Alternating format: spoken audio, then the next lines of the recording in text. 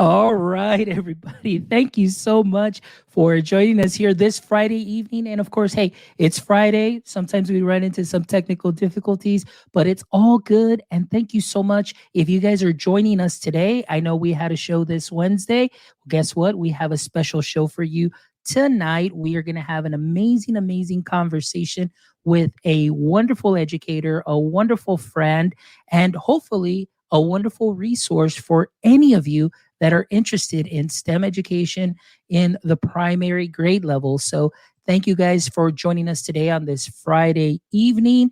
And today we've got Fiona Morrison, who's joining us all the way from Sydney, Australia. So, thank you so much, Fiona, for finding some time out of your day. And just to let our viewers know, it is Saturday morning, or actually Saturday midday in Sydney. All right. And we're here Friday night. So, a little time difference there. But again, we're here to just share our passion and our knowledge for STEM. Fiona, thank you so much for being here. How are you doing today? I'm great, Fons. How are you? I'm doing great, Fiona, doing great, except for that just little minor hiccup there for tech difficulties. Always But hey, like they say, tech happens. It's all good. all Fiona, thank you so much again and again, all the way from Sydney. If just in case you don't know, the way that I actually got to meet Fiona is through our global GEG community, and she is a member and one of the leaders in global GEG. And I started following her on Instagram and have seen the work that she's done and the passion. So said, you know what, we definitely need to get together to have a STEM conversation. So again, thank you so much. It's great to be here. I love STEM. I'm so passionate about it. So I'm really excited to be able to share it with you and have a chat about it. Perfect. Fiona, just tell that for our audience members that are listening here today, tell us a little bit about your education. Excuse me. What grade level do you teach? Your experience. That way, our audience members can get to know you a little bit more. Absolutely. So I've been teaching year one in Sydney, so grade 1, 6 and 7 year olds for the last 2 years. And prior to that, I was sort of teaching year 2, so 7 and 8. So I'm really used to teaching those elementary infants grades, the younger students. I've had a little bit of maternity leave here and there with my own 2 boys who are 2 and 4. And before that, so I've been teaching since 2015. Before that, I was working with children through my church and through childcare. So I've literally been working with children for the last 15, 16 years. But it's only been in the last year with the pandemic and everything that I've really found my niche in STEM and with technology. Before last year, I wouldn't have said I was a technology person at all. And you can see I've got my robot and my computer shirt. It's all happening. Just the last year, I became a digital literacy coach at my school. So really supporting the staff in implementing technology for the students to engage them and finding innovative ways to help them with that. So that's just a bit about my journey so far. Oh, well, that's great. I'm really excited. And thank you so much for sharing your experience. And, like you said, that age level, I mean, it definitely, my praise goes out to you, that grade level. I never had the opportunity to teach that grade level, but I did do, fifth and sixth grade. So it's about 10, 11 year olds, going to 12 year olds in sixth grade, so on. So I know it could be very different, but it's wonderful. I loved, those were my favorite years to work in when I was doing elementary school, and it can definitely be a lot of fun. But Fiona, before we get more into the STEM, can you tell us about your friend that you've got there? This is Robbie, the robot. So because I work with, he's a bit sad. Because I work with the little kids, I find, they just love the hands-on, something a bit different, a bit quirky. Like I'm a bit quirky, so I love those sorts of things. So this is Robbie, the robot. I use him to sort of introduce some of the coding concepts, algorithms and things. The students absolutely love it. They go off about it. So I just find him a great little introduction before I start getting into some of the nitty-gritty of the digital technology and coding and algorithms and things like that. So I just thought I'd pop him in there because, it's always nice to have a friend with you. Oh, all the time. Now, Fiona, now you're talking my language here. And this is something that I really enjoyed what you just mentioned right now, the way that you use Robbie to introduce the concepts. And you mentioned algorithms. Yeah. And I mean, that's such a big word. It's like, wow, algorithms, what? Like algorithms in with 5, 6 year olds? I was like, Yeah. yes, So let's get a little bit more into that conversation here as far as Absolutely. algorithms and the way that you go about introducing some coding and Yeah. basic programming with Yeah. your 5 and 6 or the 5 and 6 year olds. Absolutely. So with the younger students, what I find is you just really got to break it down for them, make it really simple because, you just break things up and it's all about repetition. So I find that connecting coding and algorithms to things like procedure writing. So, making a peanut butter and jelly sandwich or making fairy bread here in Australia. We love all of that. So, talking about writing instructions and making your steps really explicit.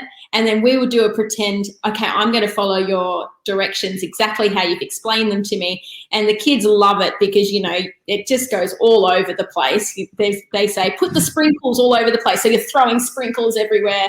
I was like, oh, were your instructions explicit enough?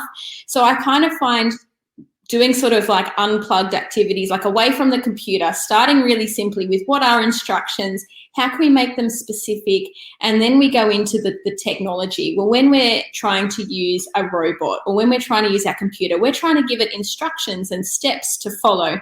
So we need to be really specific in the instructions that we follow. And sometimes the step that I would make between a procedure writing on a sandwich and the computer is I might do coding Mrs. Morrison robot. So I'll pretend to be a robot and I'll say, you have to give me some instructions and I'm going to follow them. So the students will go, okay, you're going to go forward and left and back. And I will model that for them as, teacher Mrs. Mrs. Morrison robot, and just giving them the idea that they can give the instructions and those steps and those algorithms to the robot and it will follow those steps. So really just breaking it down and chunking it. So I like linking it to the procedure writing because it's something that we do, with the younger children anyway, and then sort of building their knowledge, kind of making it integrated so they can understand. We know that in the brain, if we're making lots of connections between different concepts, it's going to cement and it's going to stay there. So I kind of like doing those activities away from the robots and then get into the robots and the coding. And what I found is the children know a lot more than we do. Like, I think we need to give them a little bit more credit.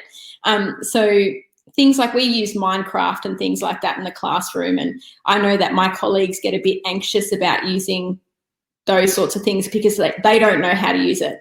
And I say, let's give the kids a little bit of credit. They actually know a lot of how to use these things if you know the basics. And it's the same with the robots. I think the students pick it up really quickly, a lot quicker than we do, because I think they're just so immersed in technology, whereas we grew up maybe not so with as much technology. So I just find I build it up and then teach them the basics of the robot, let them have a bit of a play and a bit of an explore, and they come up with some amazing things. Oh, I love that. And actually, that's actually one of the activities that I love doing when we do the summer STEM camps here in our district is precisely that kind of same exercise where I'll just get like butcher paper here. So the students are writing procedures and it is funny, really. I mean, to see what they come up with because, sometimes something as automatic as maybe brushing your teeth, we really don't think about the steps, but then when they start writing the steps and then what I do is I have the kids because they're a lot older, they're about 5th and 6th grade. Well, once they select a procedure that they're going to write the steps to, they'll write it all down on a big piece of butcher paper. We'll put it on the wall and then we'll do a little gallery walk. And then we'll have other kids mark up like, wait a minute, but you said this before this, or wait, you didn't say that you had to open this up, or you didn't say how much. And it really, you kind of see those the thought process or the little light bulbs go off where it's like, that's right, kind of everything has an order. You must do things a certain way in order for like we said, something like a sandwich to be made, a shoe to be tied, even putting on a pair of pants or things of that sort. Yeah, so it's very interesting. And I think the reaction and also the exploration that comes along with that, because, even like you were saying with the grade levels that you teach, the age level, sometimes we don't really give them enough credit that they do understand, they do comprehend. we will have to maybe walk them through a couple of things and procedures, but when they get that understanding and exploring and they figure things out, that's amazing. And I think we definitely need to give a little bit more time to explore. And Yeah. that's where a lot of the kids, they just shine. You just see like, wow. Yeah. So I really love that exercise. And I would also do one where we would put arrows on the floor. And all of Yeah. this is that free curriculum from code.org. And Yeah. then they would just go ahead and direct people where to go as Yeah. far as the steps and things, because again, following order, following procedure, Yeah. and then learning the vocabulary, like the Yes. word algorithm, the word variable, the word loop. Yeah. It's amazing. I loved it. Yeah. Yeah, it's fantastic. And I think once the students keep practicing those, you can then start transferring it to other robots or other activities, and they just pick it up. So we've done, blue bot robots with our students, and then they might do a code.org hour of code activity, and they can quite quickly pick up that this coding exercise is very similar to the coding of the robot. As you said, it's that shared language. Once they realize, okay, I'm just giving the algorithms and I'm putting those in, they can just recognize it and transfer it very quickly. So I find I really enjoy introducing it at a young age, because the students' brains are still malleable. Like, you can still teach them things. They soak things up a lot quicker. And the younger we can introduce these things, the more concrete they're going to be in their brains, and they're going to hold on to it, and they're going to build onto it as they get older. So as I think we were saying, excuse me, before the show, we were talking about how by the time they get to about 12 or 13, I read some research somewhere that said by 12 or 13, students have made up their minds about whether they enjoy STEM or not, and whether they might explore that as a career path into the future. So when you think about that, that's your 6, your 7, your 8th graders. And if we don't tap into that when they're younger and build those skills and that knowledge, we're not really giving them a fair chance to decide whether they want to do STEM when they're older. Like, we really want to tap into that when they're younger, to give them the opportunity to build on from that as they get older. Yeah. And one of the things too that I love, like you said, if you start them off young, you're really piquing their interest. But one of the things that I love, and I mean, maybe you can share your experience with that too, but like we were talking about this a little earlier, is that through all of these activities, we're hitting so many modes of learning, like multimodal learning here, because you've got the hands-on, you've got of course, the kinesthetic, the visual, the auditory, all of those, and you're really engaging the students. But one thing that I loved too is that a lot of those skills are really cross-curricular. I mean, I know that STEM, it's, science, technology, engineering, mathematics, but just because it's that's right there in that acronym doesn't mean that some of those skills can't be used in reading, because you need those comprehension skills, collaboration when you're working on projects. So I think that these kind of activities really do a lot more good in the long run, because they build those skills for every subject, not Yeah. just those particular ones that STEM covers. So what has been your experience with that? No, absolutely. I would totally agree with you. I think STEM is more than just the content knowledge. As you said, it's more than just science. It's more than just technology. I think a lot of people hear STEM and they think robots, or they think technology, or they think coding. But STEM is so much more than that. It's those skills that you want your students to develop, to keep building on through later in life. It's collaboration, it's critical thinking, it's problem solving, it's creativity, resilience, risk taking. It's all of those skills that you're wanting your students to leave your classroom having. And so it can easily integrate with any topic that you're teaching, any area that you're doing. So I was talking to some friends on Twitter the other day, and I said, okay, I've got an English unit we're doing this term about under the sea. I've got this picture book. How can I stem it up? What can I do? And they came up with ideas like using slow motion, like stop motion video, doing some readers theatre like puppets, using the blue bots and getting the students to make maps of the story, and getting them to code the robot through the story. Like you can literally do STEM in any subject. And I think the main thing that we want to focus on is the skills that the students are developing from those activities. So it's not just, okay, let's just use robots all the time, because I mean, robots are great. I mean, I love them. But it's more than that as well.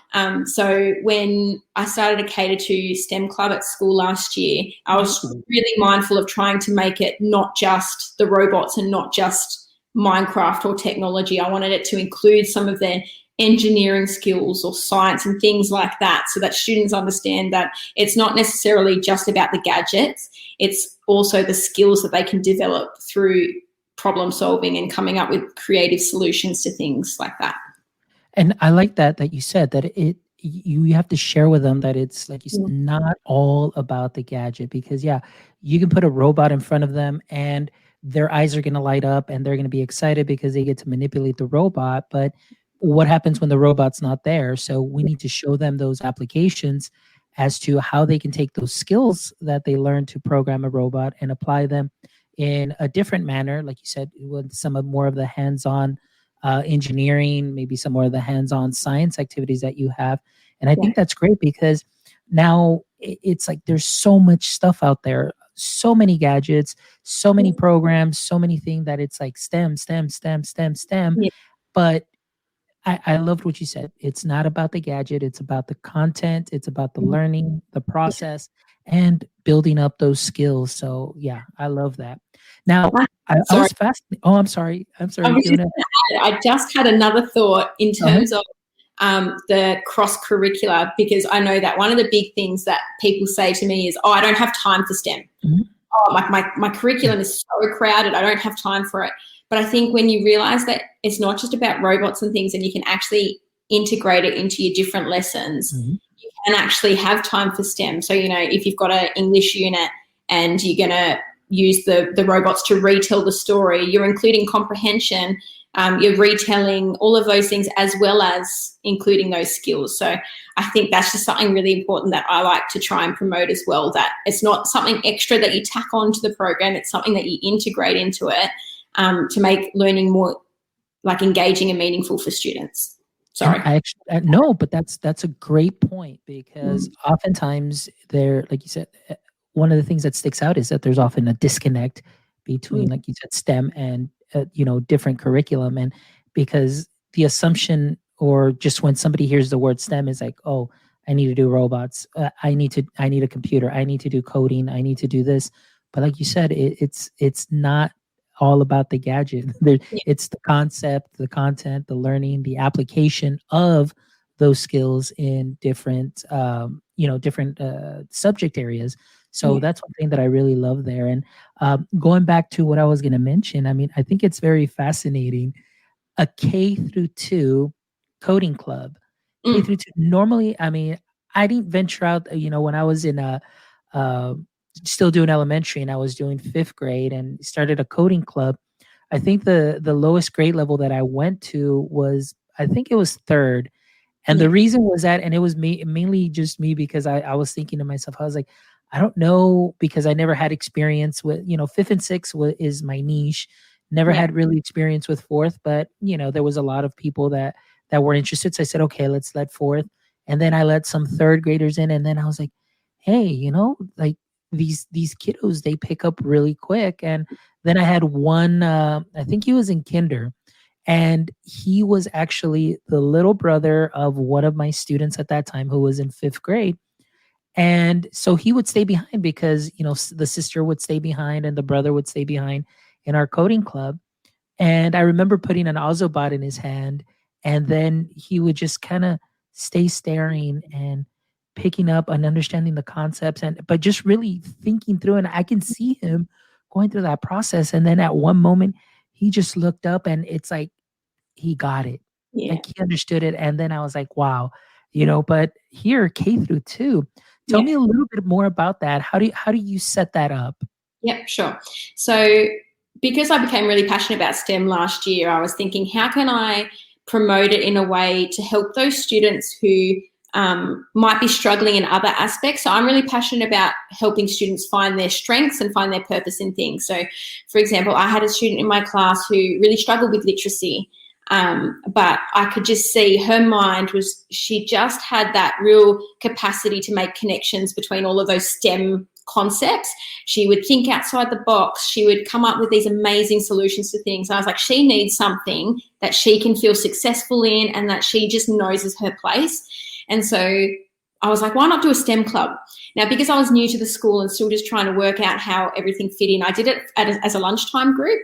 And our lunchtimes are quite short. So by the time the students finish eating, they only have about 20, 25 minutes to actually do something during the STEM club. So I decided to try and think of activities that were short and simple. They weren't all coding. So I did, the first week was in line with our science week. We had a national science week, and it was to do with like cleaning up the oceans. So I said to the students, okay, here's some Lego. You have 20 minutes to come up with something that can help clean the oceans. So they had a little group and they had to design something with the Lego. And, you know, they had ones that were like vacuum cleaners that would suck things up out of the ocean. And like they had ones that had skip bins attached to it that would dump the rubbish in. Like the things that they came up with in that 20 minutes was amazing. And so I'm just really passionate about trying to include a whole bunch of activities that are going to develop those skills with the students. So they were working collaboratively, they were problem solving, critical thinking, creativity, all of those things, risk taking. Oh, is this going to work? Oh, no, it's not going to work. We'll try something else. So the first term was a lot of trial and error. I was like, let's just see what's going to work. We'll do some Lego.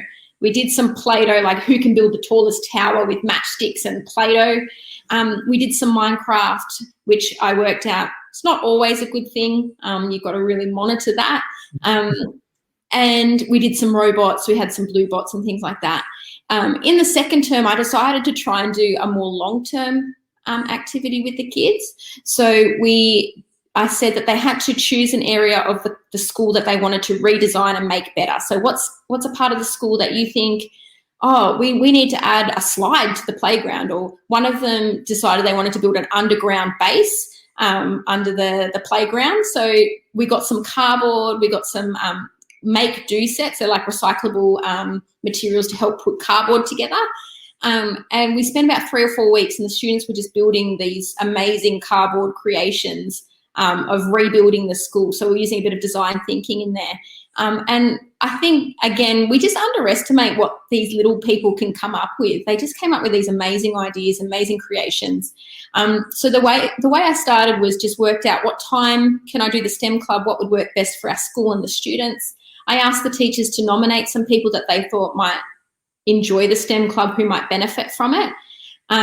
I worked out with our executive team if it was okay for me to run it, did we have the resources we needed, and then I just sent out some permission notes, got the permission from the parents to run it, and then off we went. And I just kind of each week kind of thought, what can I do this week with the kids? Oh, let's try this and see how it goes, and let's try that. A lot of trial and error, but they absolutely loved it. It was great fun. Oh man, that is amazing. And all those activities sound great, just really hands-on. I can just imagine that. I know in a previous show we had Carrie Orts here who was talking about maker spaces and how to manage maker spaces. But the way she described that and the way that you're describing it seems like it just goes hand in hand where, the students, just the design process. I love that. And you said, right now, K2, and you're working on these concepts that like you said, maybe some of ourselves, like myself, have just, it's something that's rather fresh, something that I'm just learning design thinking process and so on later. But you're teaching it to them at such a young age, and like you said, it's something that can boom, just really spark that ideation, spark those ideas. And I just love those ideas that you're saying, let's build a base under the school. And amazing. We need a base here, and we're going to put an extra library in here. And this is our Minecraft corner. And I was like, yes, do that. But see, that's one thing that I love is that you are also helping encourage their creativity. Mm. I think that as we grow older, or at least maybe through grade school, you want the kids, they're creative, they're a lot of tactile activities, hands on.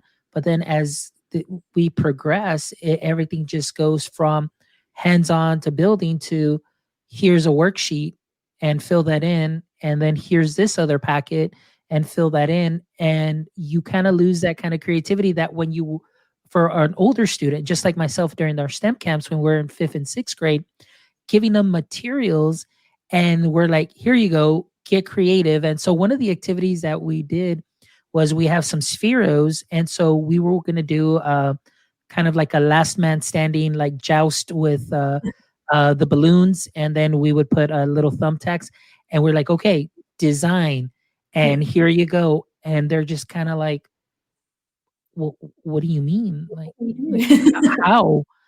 I was like, yeah, just get creative. I mean, look, and we put a video up, and but and so it was difficult to kind of get them, but once they Yeah. started, moving things around and started, breaking things and taping things together and started constructing, it, it's it was just insane just seeing their what their creations and what they were doing, but it was so awesome to see. So Yeah.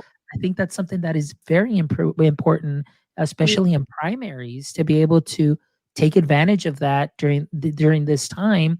Like you Yeah. said, when children's brains are a little bit more malleable, they have that curiosity, that Yeah. understanding, and develop those skills. So when they do move up through middle school and high school, Yeah. they can come back and harness that learning that they did and Yeah. apply it to those skills later on. So I think that's a great idea. And I think that they have that slightly less fear of failing.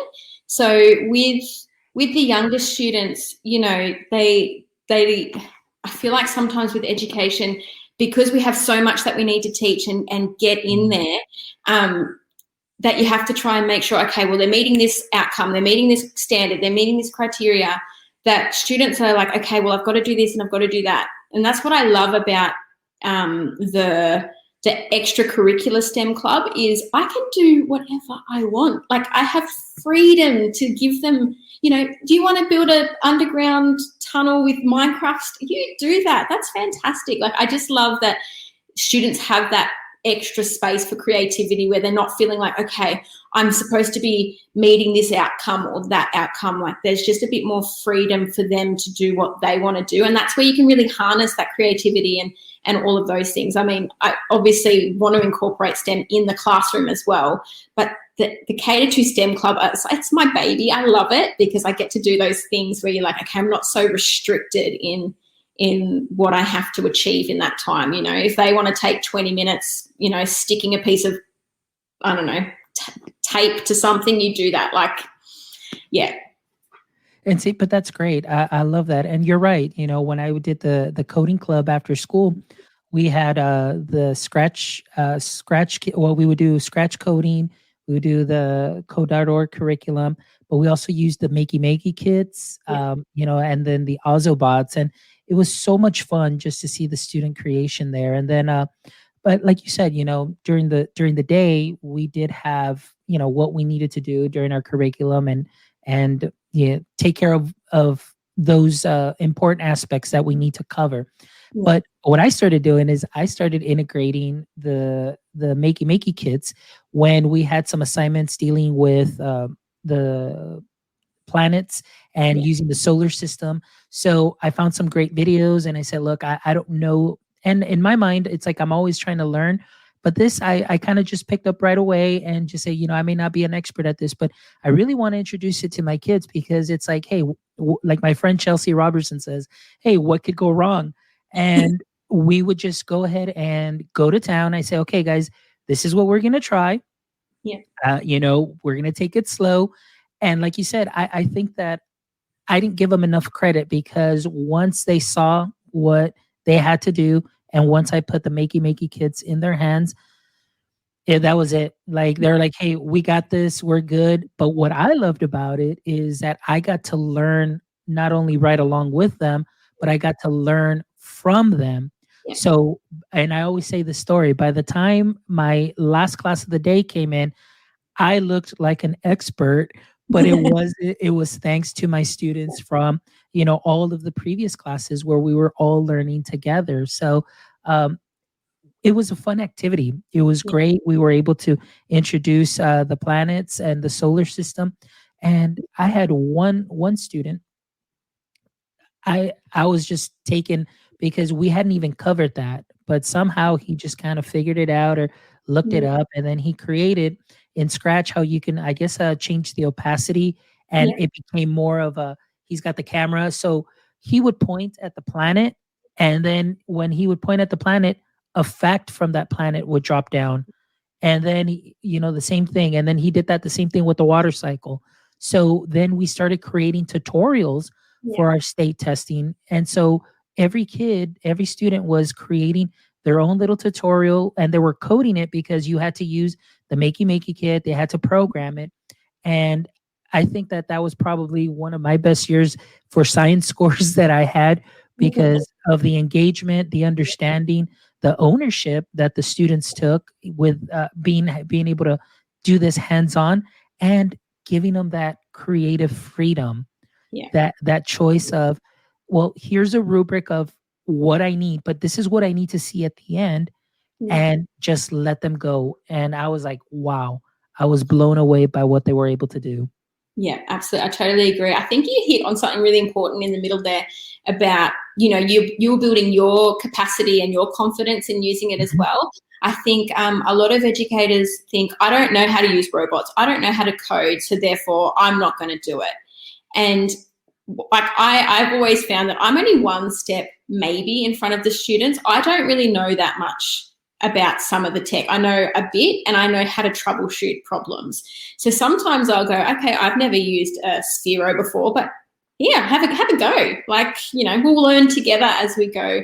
And I think once educators get past that fear, it's that fear of like failing or like taking a risk. Like, as adults, we have this so ingrained in our brains that, you have to have it right or have to do it this way, that when we take that away and think, okay, like what's the worst that's going to happen? The students aren't going to know how to use a robot. That's Yeah. it. That's the worst thing that could happen. I mean, it might explode, but I haven't had that happen. So like, it's probably not going to happen. But, we were using Minecraft last year with our students in the classroom. And I had some of my colleagues say, oh, but like, what if something goes wrong? I'm like, well, then we just can it and do something else, or I'll spend some time trying to work it out. And I found that I had 3 or 4 students, again, who might not have been the most successful at English and maths, but they knew Minecraft and they were my Minecraft experts. So I would say, you come and if you've got a question, you ask this boy, this girl here, they're my experts. If you've got a question, you go ask them. That takes out half of the issues that you're going to have because they can help fix those problems for you.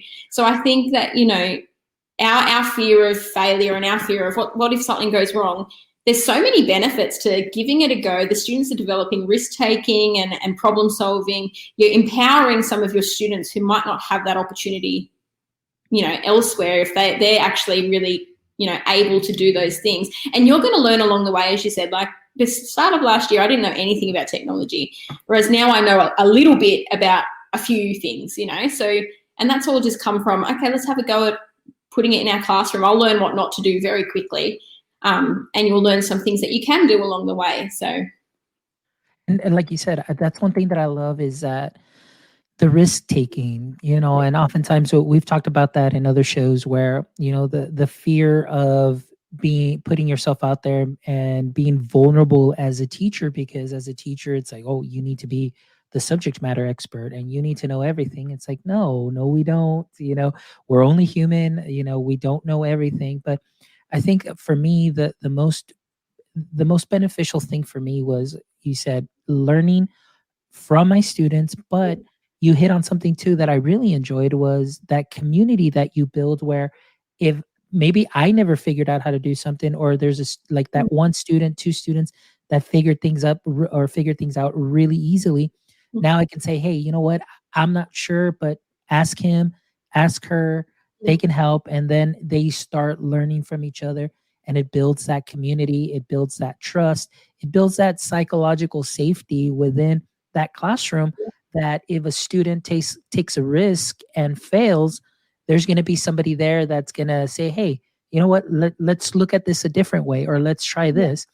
And that reminds me of one day, we had our coding club, and I had the kiddos. They were using, they were trying to program.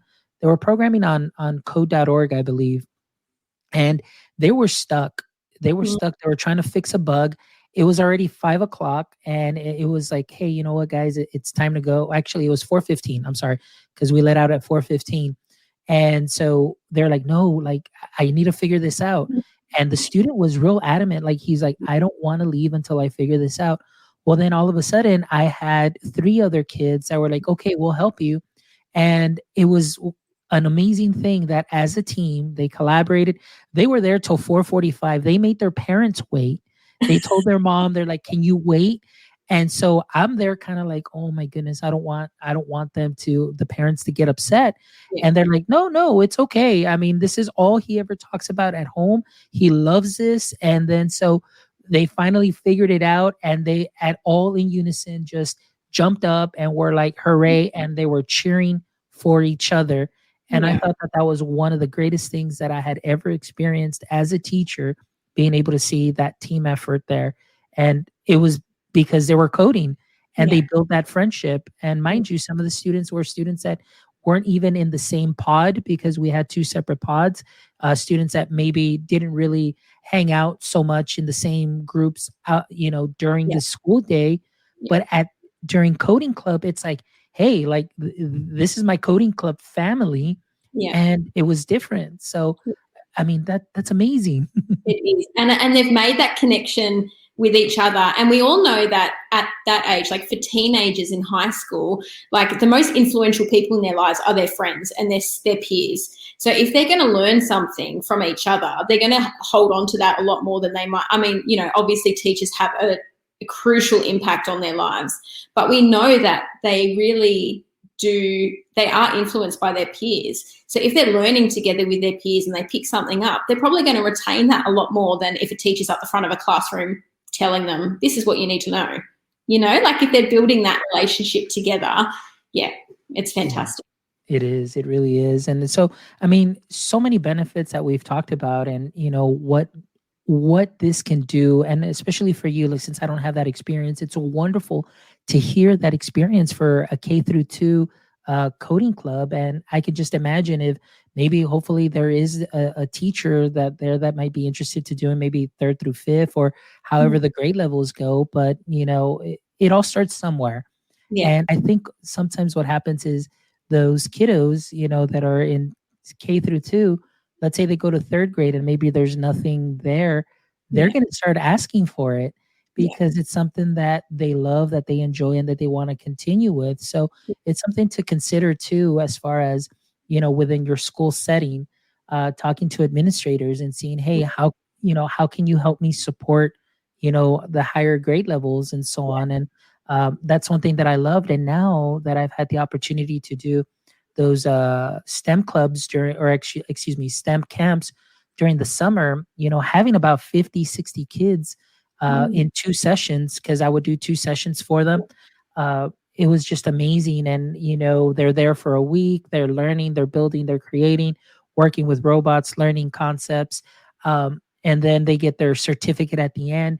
I invite all of the parents to come in, and I Awesome. also have a great help from another teacher, a high school teacher. His name is Mr. Barbosa, and he's got a drone flight club. And then he also does the history club and the astronomy club. So he does a lot of makerspace stuff at the high school. So he brings in a lot of his resources. And this last year that we did get to do the STEM camp, he brought an inflatable planetarium. Oh, So cool. the children got to experience that. But what Yeah. I loved is that Thursday when we end our camp, we have the parents come in, and then Yeah. we do a gallery walk with the parents, where they get to show their parents what they've learned, how to use it. And then they walked in there in the planetarium. Then the parents and grandparents were there too. And they were driving the robots, and they were just happy, and just seeing the joy Yeah. that their child was having, the fun that they had. but I love that even the parents were having that fun, that at the end they were telling asking me, it's like, hey, he's been talking about this the whole time. Like, how much does one of these things cost? Yeah. Like an Ozobot cost? Where can I find one? Where can I, and it's great. They love it because they see the benefit of it, and it's been great. It's so good. I got a robot for myself at home because I love them so much. And so when my niece and my nephew come over, they're always playing with it. And I've got, my family are looking around going, how does it work? And I'm like, oh, it takes a bit of time. You've got to put it together and this and that. And yeah, the adults are always initially perplexed. And then once they see it, they're like, oh, that's fantastic. It really is. Like, I think you need to see it to believe it. And then once you've got them hooked, you've got them like forever. It's good. Awesome. All right, Fiona. Well, let's kind of change the conversation a little bit here, because I really want to talk about this. I think this is fairly recent, at least that I saw you posted, which is the STEM Ed magazine. Is that correct? Can tell us a little bit more about this project that you're taking on? Yeah, sure. So we've just finished our summer holidays this past week, and I'm really passionate about helping educators, especially with STEM, feel more confident integrating STEM into their classrooms, and really just trying to get STEM learning into as many classrooms as possible. So how can we break down those barriers of, educators, not knowing how to integrate STEM or how to fit it in or what is it, all of these things. So I asked my Twitter PLN. Twitter, by the way, just putting it out there, is the best thing in the world. If you're not on it, you need to get on it. I have so many really close and valuable connections made through Twitter. And so I put it out there, like, I just had this thought in the back of my mind, would anyone be interested in a STEM education magazine? And for some reason, it just blew up a bit. And I had lots of positive feedback saying, yes, this would be fantastic. If you want someone to write for it, I'd love to. And it just kind of kept snowballing from there. So I thought, I think I'm onto something. I think this is something that educators really want, like a free digital publication, stories by educators for educators about what they're doing in the classroom for STEM. And my husband's a bit of a realist, and I like to take lots of things on. And so he's normally like, no, you really shouldn't be doing anything else. But even he said, I think this is a good idea. So I knew I was onto something when I got that feedback. And so I've done previous blogging work and things like that. So I really do like writing. So that's kind of where the magazine idea tied in. So I sort of started setting it all up early January, about the 9th of January or so. And we've already got over a couple of hundred subscribers, over 500-600 people across social media, just all of these educators who are really interested in STEM education and wanting to learn more. And I've got, 30-40 contributors lined up for the next 3 issues. We haven't even launched yet, but it's just picked up all of this momentum of people who are really interested in this publication. So what my aim is to share real life stories of STEM educators in the classroom. What are they doing in their classroom? How can it help other educators across the world? So I've got some stories about microbits and ozobots from Australia and from Hong Kong. I've got people talking about teaching science in the pandemic. I've got, as we talked about before, like those cross-curricular links. I've got someone writing about STEM and literacy education. I've got a few people sharing their businesses with us as well. So I've just got like a range of people contributing just their stories about STEM education, how they've gotten started and what they've been doing. And so it's my hope that it will just encourage educators, say, okay, I could do that in my classroom. That doesn't seem too complex, or just learn a bit more about what STEM education is and how they can, utilise it. Because as we've talked about today, like, we know how beneficial it is for students. Like, their content knowledge, those valuable skills, like, we know that it's valuable. So how can we actually get it into more classrooms? So that's what I'm passionate about. And I hope that the magazine can help some educators out there just sort of think a bit differently about what they're doing and how they might be able to get on board with that as well. I think that this is great. I mean, it's just really taking that passion that you have for STEM and taking on something like this. And the one thing that I loved is you put it out there on social media, and look at the response that you've had.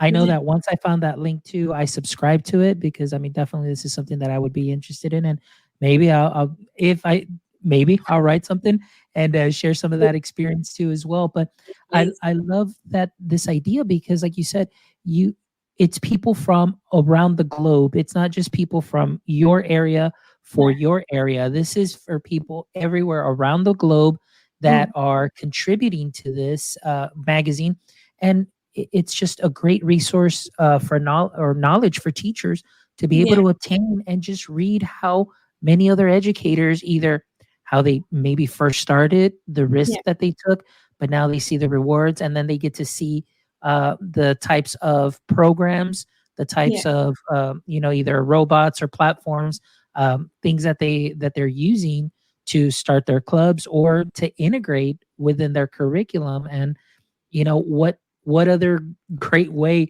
to get that in this one STEM Ed magazine? So, Fiona, when is the first issue out? Or We're hoping to launch by mid-February. I'm hoping to have a launch date in the next couple of days, but it will definitely be mid-February. So if you follow along on our Twitter and things like that, I'll definitely put up the launch date. I'm almost finished our website that will have more information on it as well, getting ready. Yeah, I'm just super excited. I just love how many people have come to me saying that they're really excited about the magazine and hearing other people's stories. Like, I think we learn so much from each other. We learn from the stories of other people. And what did you do in the classroom? Okay, you've done that and it's worked, so I can do it too. It's a tried and tested, STEM lesson or activity. And as I've been reading the submissions, I've learned so much. I'm like, yes, I'm going to do this in my classroom. I'm going to try that. So yeah, I hope that other people have that experience as well. I hope so too. I'm really excited. I'm just popping in the link here, guys, in the chat. So those of you that are going to be rewatching this later, it'll be there in the chat. It'll also be in the show notes. That way you can get a hold of Fiona through her Twitter account, but also so you can follow STEM Ed Magazine as well. Because again, it's all about connecting educators. And here you're connecting those educators that are interested in STEM, or maybe those that are curious and they want to see, and maybe they're just kind of a little bit hesitant as to start. This could Yeah. be that springboard that can get them just jumping and diving right into the wonderful world of STEM, and understanding that it's not just all about the gadgets. It's not all about building and doing. We got to look deeper than that. It's the concepts that they're learning, collaboration skills, that critical thinking, mathematical skills. All of that will tie in together, and it's just going to be a wonderful experience. But Fiona, thank you so much. I really appreciate you being here. This was such a wonderful conversation, and then just to hear the wonderful work that you're doing with K through 2 kids in your coding club, and the excitement that they have. And it just really made my heart happy just hearing about those underground bases that they want to build. They want to improve the recess area with slides and all of that. And so more power to you. I wish you the best. Continue doing what you're doing, because you're definitely a wonderful resource to your school district, your school, and to your students. So thank you so much for being here. And also, since you are part of the PLF, anytime that you'd love to come back, and hopefully once you launch your magazine, we'd love to have you back, and maybe you can get some of the collaborators there that would love to be on, so that they way they can share their experiences, and we can have kind of like a STEM roundtable. I think that would be a great experience. So as always, like I say, all my guests, you are part of the PLF, the Personal Learning Family, and you will always have an open invite to the show. So keep that in mind. I look forward to seeing you, hopefully, about February, when the mag comes out. Locked in. Perfect. So, guys, those of you that are watching and listening, thank you so much. I appreciate Mel. Mel was here earlier. She did say hi to you, Fiona. I know Mel's from Australia too, as well. Now she's teaching in Colombia. And we also had a message here from Raf Teach Lib e-learning. Awesome work, B. Such an amazing educator doing brilliant things in STEM. Can't wait for your magazine. Thank you so much for joining us with your comments today. And friends, thank you again, those of you that took the time out of your Friday evening. I know it's Friday, it's time to unwind. But those of you that were here, thank you so much. If you didn't catch us today, you can always catch the replay on our YouTube channel. And of course, the podcast will be up shortly. So thank you very much, my friends. And we'll see you back here next Wednesday. And until next time, stay techie, my friends.